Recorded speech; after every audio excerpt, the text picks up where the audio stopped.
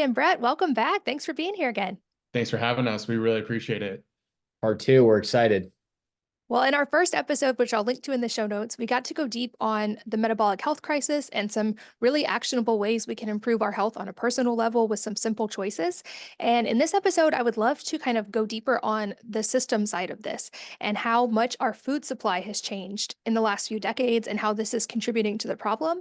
And also, most importantly, how we can change this at a grassroots level in our own families. So, to jump in, can you guys kind of walk us through what are some of the problems and big changes that we are seeing in the food system that are contributing to our health problems? Hmm.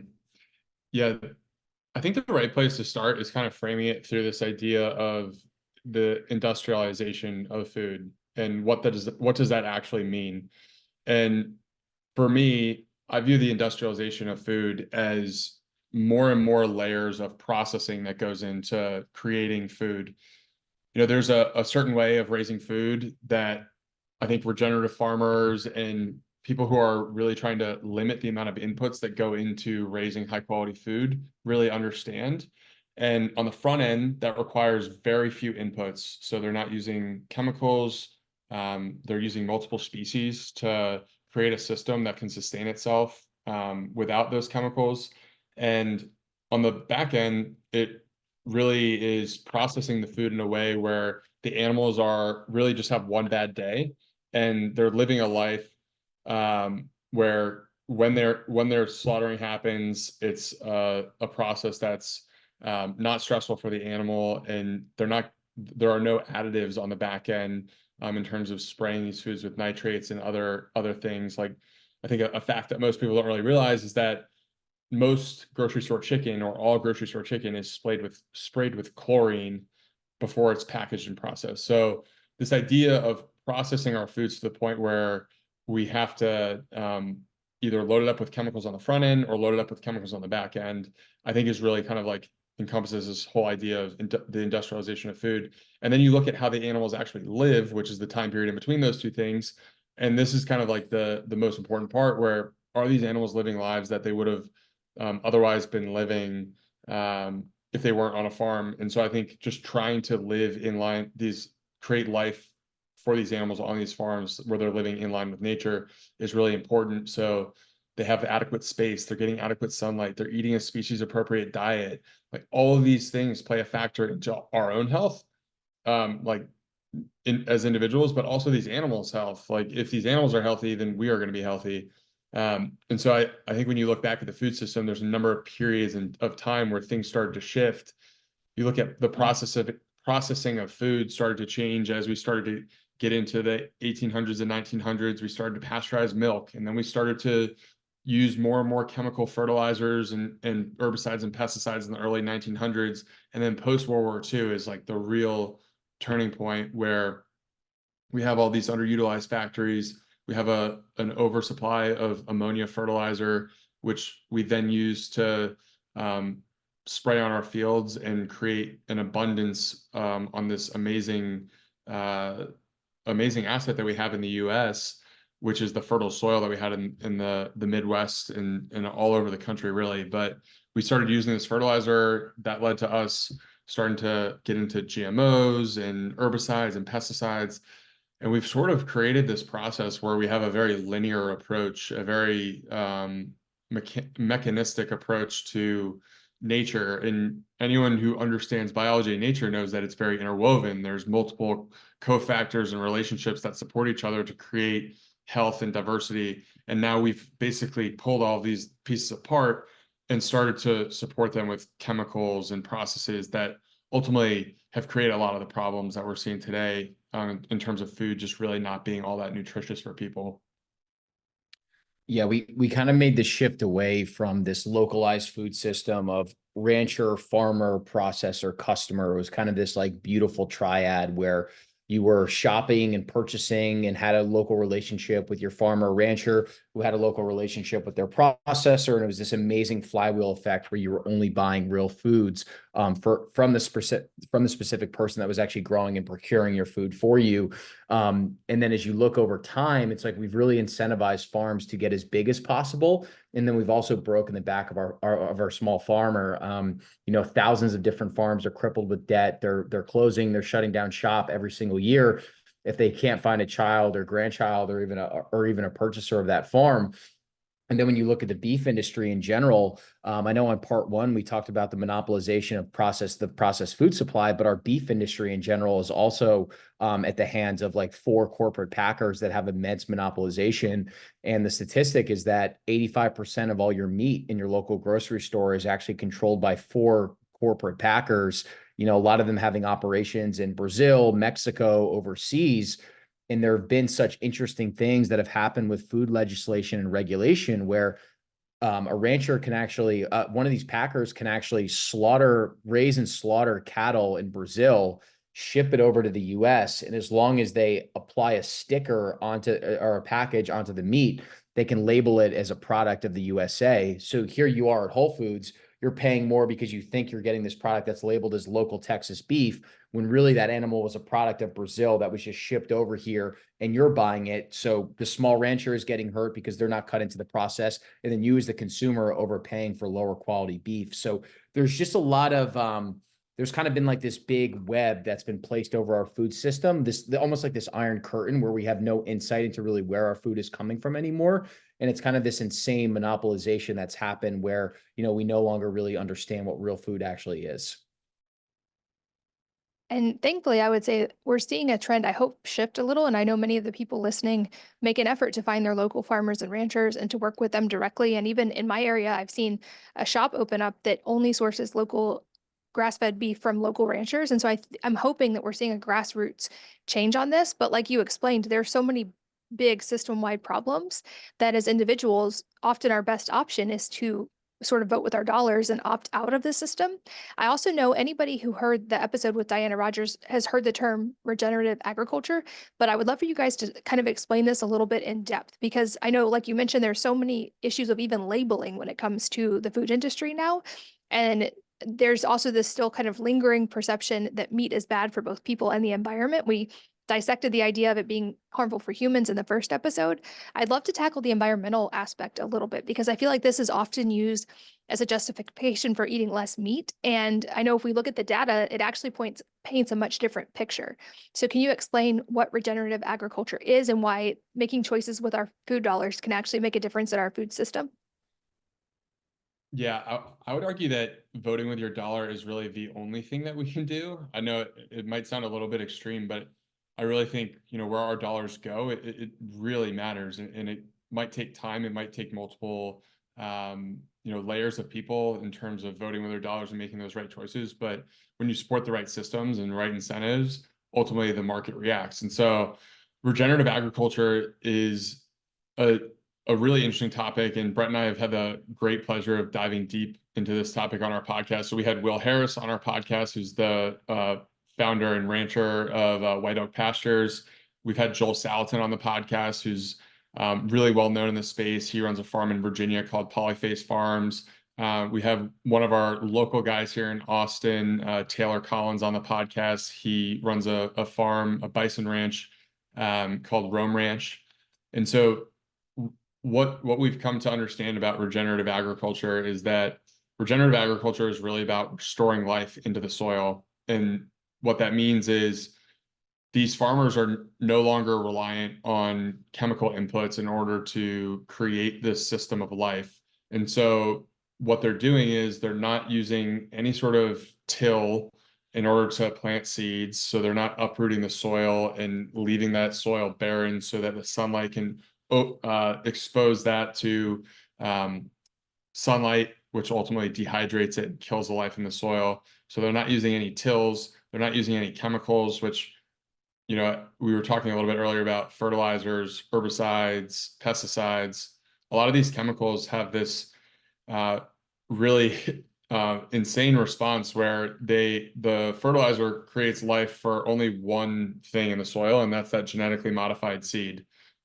And then that seed is then genetically modified to be resistant to the other pesticides and herbicides that will get sprayed on that field. And so we've created a system where we are so reliant on these chemicals on the front end that we're no longer relying on this natural system to create organic matter in the soil, which ultimately creates really healthy grasses and really healthy crops when we do want to raise these crops. And so regenerative farming is really reliant on multi-speciation. So having multiple species on the property that are going to play different roles. So at Rome Ranch, you'll see bison next to turkeys, and the turkeys are there to come behind the bison and make sure that they go and eat up all the parasites that are on the soil. So they act as an anti-parasitic for the bison, so that these bison don't need to get injected with certain hormones and things like that, or vaccines. And so this idea that they create this kind of orchestra of these animals playing different roles and rotating them is really this idea of regenerative agriculture, where you're trying to just restore as much life onto the land as possible. And that is the main premise is around restoring soil quality, because if you do that, the grasses grow, the grasses are healthier, the grass attracts more life in terms of rodents, insects, birds, and then all of those different animals create this ecosystem that can thrive on its own. Yeah, the word that Harry used that perfectly summarizes it is it's almost like this choreography amongst all these different animals that's really additive. It's additive to the rancher, it's additive to the animals, it's additive to the customer, it's additive to the environment. And the big buzzword right now is like, is regenerative agriculture scalable, right? So we asked that to Will Harris, who's the founder of White Oak Pastures, which is probably the most well-known regenerative farm in the entire country, out of Bluffton, Georgia. And his response is that it actually shouldn't be scalable. It should be replicatable. So the goal should always be actually feeding and sourcing food for your local food system. So the goal is that, you know, you'd have one regenerative rancher or a few different regenerative ranchers per town or county that are feeding those entire counties and those entire regions. So it's not like you have this massive industrial farm in California, they're monocropping one plant, they're then shipping that out to grocery stores across the entire country. It's really that like return to these localized roots where farmers are doing things truly the right way. Customers know about it. They care about it. They care about the nutrient quality, the way that the farmer actually takes care of the environment, and they're paying their hard-earned dollar to that local rancher. And it's this beautiful localized system. So it's really this very additive process that's in line with God and in line with nature. Yeah, and we've gotten so far from that in at least the conventional grocery store model that exists. I love that idea of, instead of being scalable, it being able to be replicated easily and getting back to local food. And I know that can be a learning curve for a lot of people. So I would love to hear from you guys any tips. I know you've been living this way for a very long time now. What are some of the steps to get into that? What does optimal look like? I know many people may not even know if they have local ranchers and farmers, much less where to find them. Like, what are some of the ways that we can help with that transition? And do you see this as something that can eventually, hopefully, help change that system? Like, do you think we can shift that through our own choices? Yeah, I'm certainly optimistic. I think we can make these changes. I feel it here in Austin, you know, more so than anywhere else that I've lived, where people are really trying to live this high intention lifestyle. They really want to be ordering their food from the right places. You see restaurants following the trend. There's more of these seed oil free restaurants, farm to table restaurants. The thing that I would say to listeners who are looking to take their first step here, so one, a few resources. The resources that I like to point people to is the Weston A. Price Foundation, and then also eatwild.com. I think these are two great resources in terms of getting more information, but also finding people to connect with when it comes to finding food sources nearby. And then for me, you know, my story around getting more connected with the local food system around me, I started ordering from a co-op when I was living in Boston, and that co-op would send me eggs and some meat every month. And it just opened my eyes to start learning a little bit more, to start cooking more of my meals. And then I ultimately ended up ordering food from White Oak Pastures, this regenerative farm in Atlanta. And that opened my eyes even more. I started reading Will's blog. And then you start to just develop this relationship with your food that is sparking this curiosity of you wanting to go deeper and actually develop a relationship with the people that you're getting your food from. So both of those examples, I had distant relationships still with the food provider. And when I moved down here to Austin, I just became more and more curious about, meeting the person who was raising my food, understanding how they're actually going through the different processes, getting a deep freezer, ordering some beef in bulk, showing up at the farmer's market on Saturdays and getting eggs from the person who's actually going out into that field and making sure that the eggs are raised or the chickens are raised properly and the eggs are healthy. And so there's just this, it's a long process. And I just think starting small with something as simple as cooking more of your meals and ordering from some sort of co-op is a great place to start.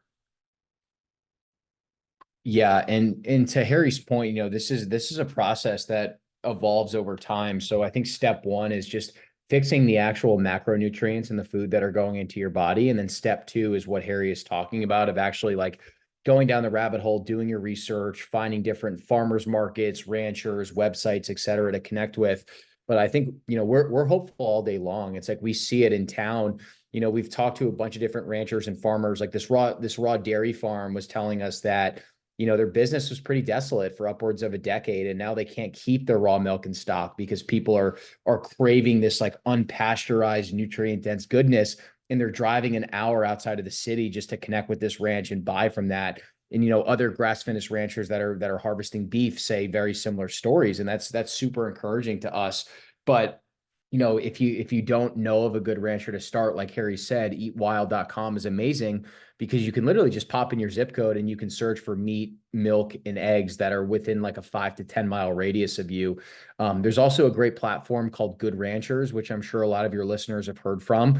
They're a meat shipping business. So what they do is they work directly with local ranchers, grass finished ranchers, buy their meat in bulk, and then they ship customized orders to you as well. So that's kind of like a great intermediary step. If you don't really know where you want to start, they can just ship all those products directly to you.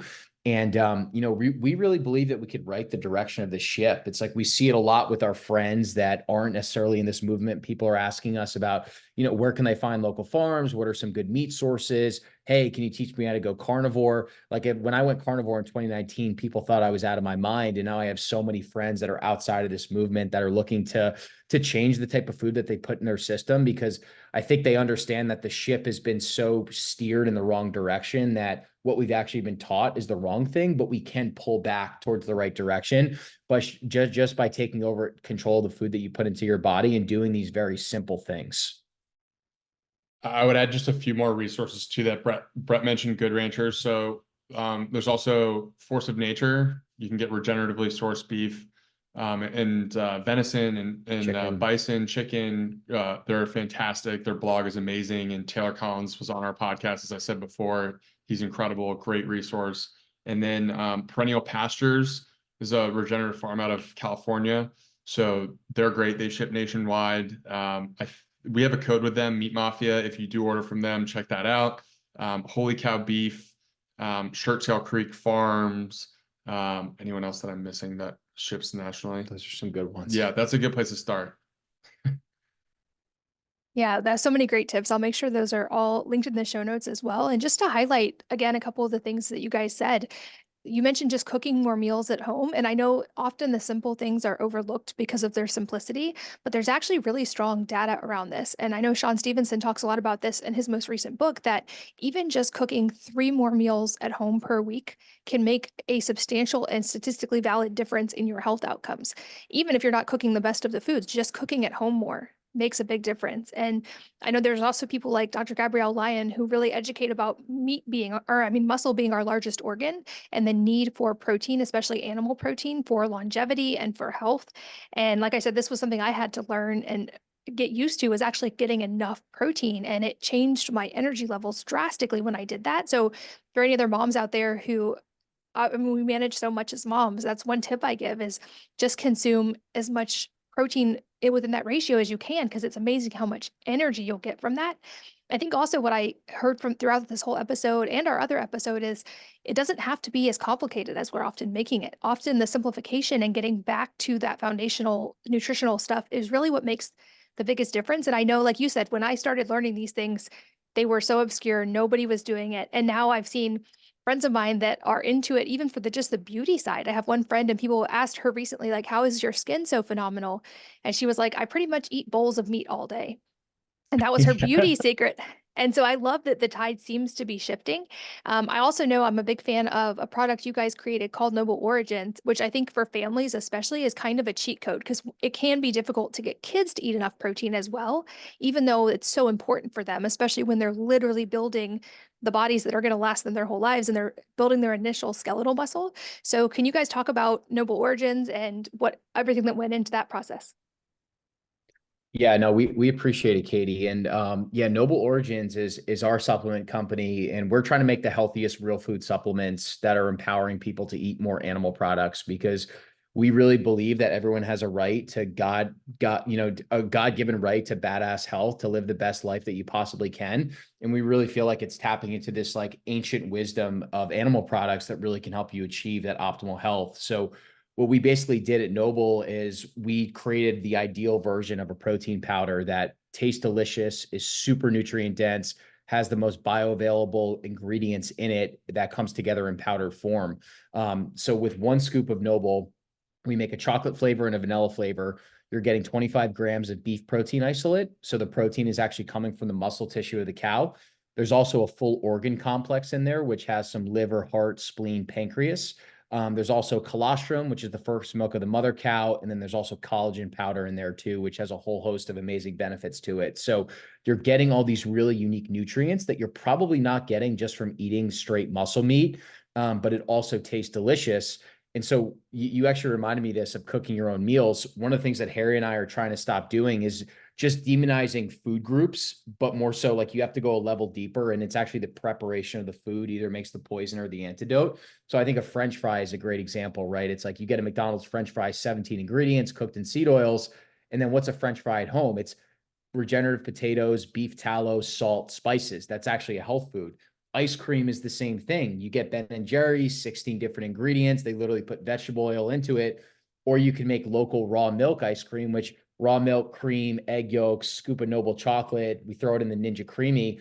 Your child literally thinks that it's chocolate ice cream, and it's loaded with protein, fat, nutrients. It's delicious. It's sustainable.